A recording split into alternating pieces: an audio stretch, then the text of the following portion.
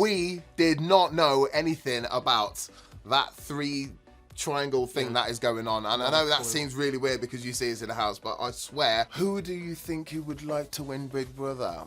My name's Dylan. My name's Paul. And we are playing Side Eye with Cosmo UK. Don't forget to subscribe for more like this.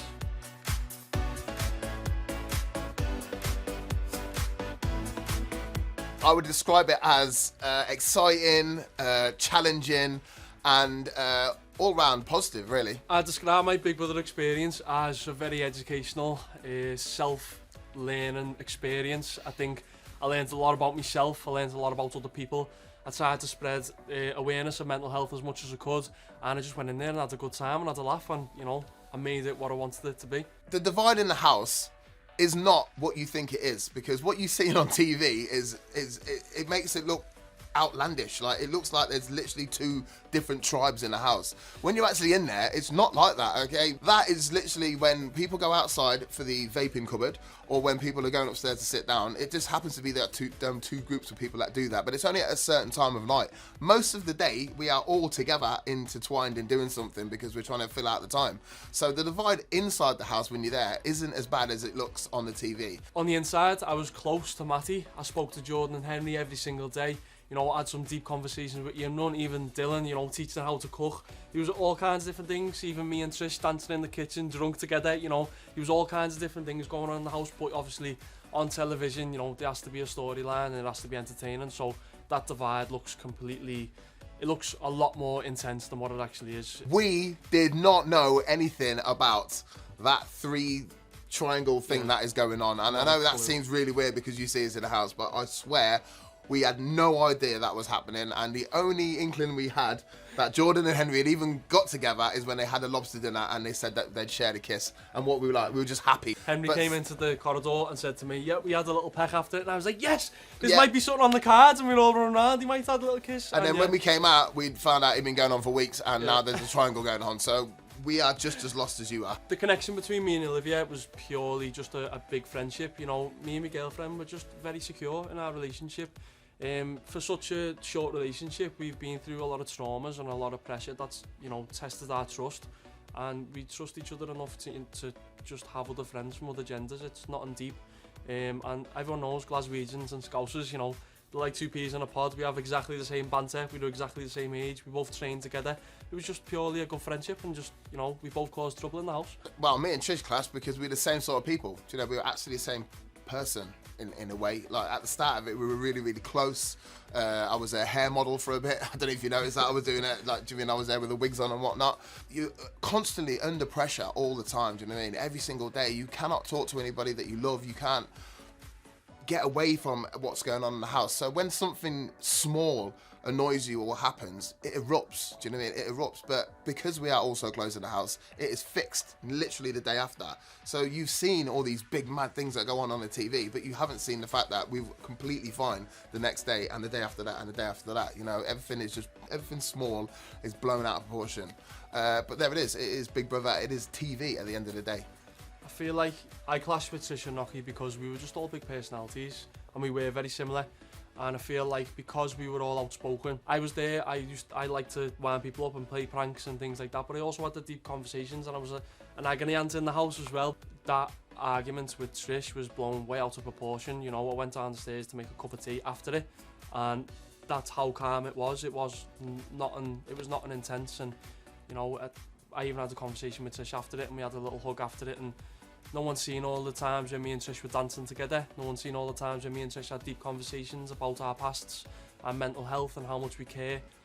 No one sees all that side. With Noky, we were very close friends, and even after we had a little tiff in the house, we were throwing corkscrews at each other, and having little play fights. And I used to massage her calves after I trained her in the day, and no one's seen all that. And again, it just didn't all get aired. It's just quite sad, really.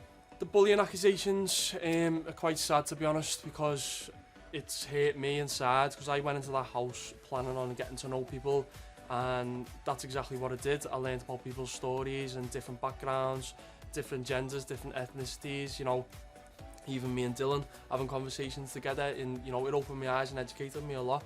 So to come out to accusations like that, like, goes against my own morals and my own values, and the fact my own personal morals and were tested and frowned upon, it hurts. I came out to a bad reception. Well, I felt the booze were just a little bit over the top. Like, you know, I'd literally been saved like twice, like the week before, and then we came out and I thought, wow, do you mean what has happened? You know, is that little argument that we had? I know it was a big argument, but that one argument I had, is that just shaped the whole thing of Big Brother? Is that all that people see now? So yeah, it was really surprising to come out to the booze, really, and I really felt for Paul as well. Yeah, I think when I was in the house and I heard the booze beforehand, I said to everyone, I feel in my gut, I might be gone tonight, and everyone was saying, no, you're definitely not. You know, you're funny, you've got a heart of gold, you make everyone laugh, you make everyone cry, you're one of the most entertaining people in the house, and they've got the whole of Liverpool behind your back.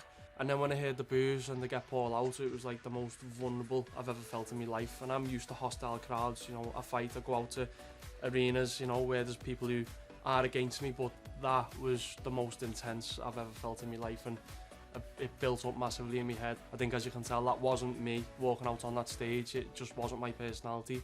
I was bracing myself behind the doors, breathing. My plan was to just rip my top off and swing it above my head and throw it in the crowd and, you know, have a good time, but I think that was stripped away from me straight away, because, you know, it was sad. It was sad to walk out to, I won't lie, yeah. Horrible. The biggest lesson I learned about myself in there is never to be the chef for 16 people, because you know what? It doesn't work, because you can never make everybody happy, and not everybody likes spicy food apparently. Do you know, I thought everybody did. I think my biggest lesson is, you know where the line is when you're winding people up. Sometimes I think I wind people up just a bit too much. I think it's so boring in the house at times. You sit around for hours and hours on end, and, you know, you've got to make your own entertainment. In the house, there was no gym, there was no outlet.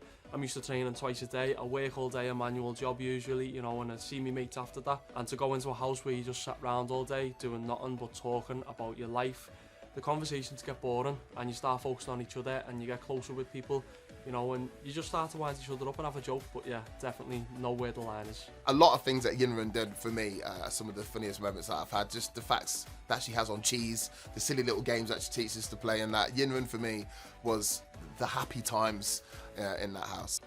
I think for me, the funniest moment in the house was myself, of course. I don't think this was actually aired, but I came out the diary room and I told everyone Big Brother had just told me to get everyone gathered in the garden.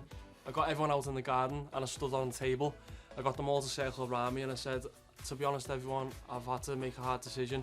I've just been told something in the diary room and this decision hasn't been taken lightly.